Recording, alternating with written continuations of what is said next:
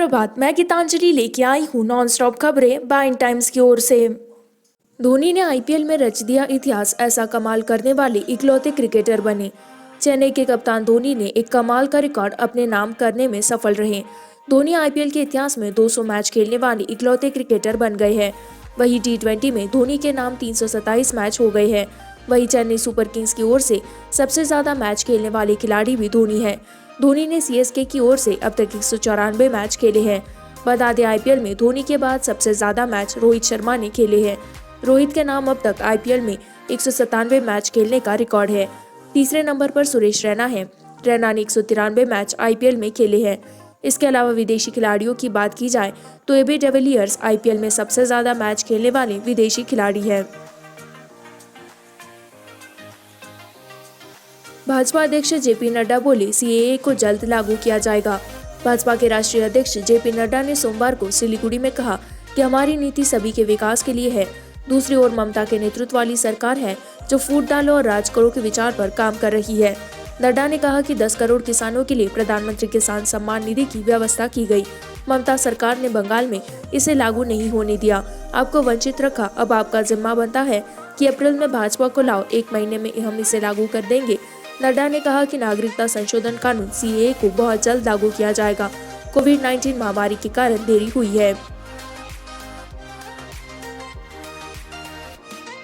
भारत में 75 लाख के पार पहुंचा कोरोना का आंकड़ा। भारत में कोरोना के आंकड़े बढ़ते ही जा रहे हैं। पिछले 24 घंटों में कोरोना के 55,722 नए केस सामने आए, जिसके बाद देश में कोरोना का आंकड़ा 75,50,273 पर पहुंच गया। हालांकि कोरोना पर बनी सरकार की समिति ने कहा है कि कोरोना का बुरा वक्त बीत चुका है। देश में इस समय 7.72 लाख कोरोना के सक्रिय मरीज हैं, जबकि पिछले 24 घंटों में 66,399 लोग कोरोना से ठीक हुए हैं। हालांकि पिछले 24 घंटों में 579 मरीजों की मौत भी हुई है। देश में कोरोना के कुल सक्रिय मामले 7,73,325 पर है। नए केस लगातार कम हो रहे हैं। इस बीच केंद्रीय स्वास्थ्य मंत्री डॉक्टर हर्षवर्धन ने कहा कि साइंस एंड टेक्नोलॉजी मिनिस्ट्री ने दुनिया भर के वैज्ञानिकों से कोविड-19 के मामले का प्रेडिक्शन मॉडल तैयार करवाया है।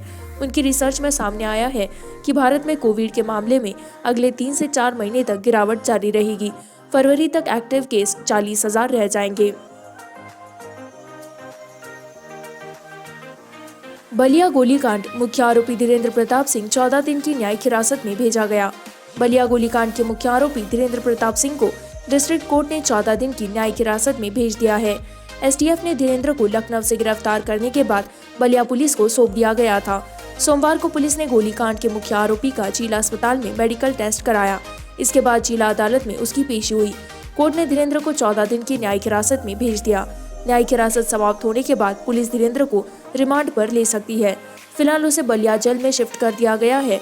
इस बीच आरोपी के परिवार ने केस में सीबीआई जांच की मांग की। केजरीवाल की प्रकाश जावड़ेकर से अपील, हर महीने बैठक कर निकाले पराली का हल। सर्दियों के मौसम की शुरुआत के साथ ही दिल्ली में प्रदूषण की मात्रा में भी इजाफा देखने को मिलता है। वहीं इस मौसम में पराली जलाने के कारण भी वायु प्रदूषण में बढ़ोतरी देखने को मिलती है। इस बीच दिल्ली के मुख्यमंत्री अरविंद केजरीवाल ने केंद्रीय पर्यावरण मंत्री प्रकाश जावड़ेकर से मिल बैठकर पराली का हल निकालने की अपील की है। दिल्ली के मुख्यमंत्री अरविंद केजरीवाल ने पराली को लेकर केंद्रीय पर्यावरण मंत्री प्रकाश जावड़ेकर से अपील करते हुए कहा, पराली से उठने वाला धुआं एक बड़ी समस्या है। प्रकाश जावड़ेकर को प्रदूषण पर हरियाणा, पंजाब, दिल्ली और उत्तर प्रदेश के साथ हर महीने बैठक करनी चाहिए और पराली का समाधान निकालना चाहिए। आरोप प्रत्यारोप से कुछ नहीं होगा। इमरती देवी पर कमलनाथ के बयान से खफा मायावती, कहा सार्वजनिक रूप से मांगे माफी। मध्य प्रदेश में होने वाले उपचुनावों से पहले पूर्व मुख्यमंत्री कमलनाथ द्वारा दलिता महिला प्रत्याशी इमरती देवी को लेकर की गई टिप्पणी पर बवाल शुरू हो गया है।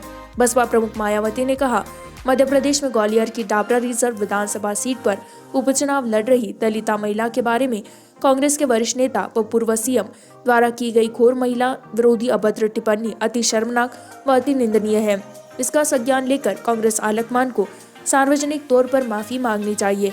उन्होंने आगे कहा, साथ ही कांग्रेस पार्टी को इसका सबक सिखाने व आगे महिला अपमान करने से रोकने आदि के लिए भी खासकर दलित समाज के लोगों से अपील है कि वे एमपी में विधानसभा की सभी 28 सीटों पर हो रही उपचुनाव में अपना वोट एक तरफा पर केवल बीएसपी उम्मीदवारों को ही दे तो यह बेहतर होगा।